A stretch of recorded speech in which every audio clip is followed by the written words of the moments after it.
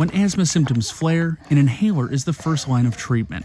Different types of inhalers serve different purposes. Knowing how to use each type is key to breathing easier. There's short-acting, which is like our rescue inhalers, and then for really more persistent asthma, we're going to want you on a daily inhaler. Rescue inhalers, also called metered dose inhalers, are pressurized to deliver medication fast.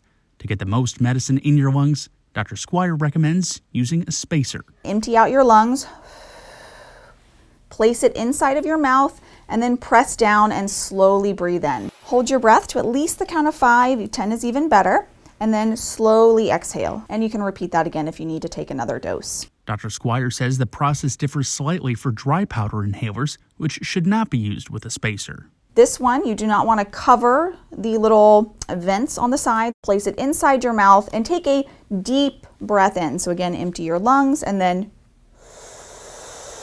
again, count to 5 or 10 and then slowly breathe out. For the Mayo Clinic News Network, I'm Alex Ositis.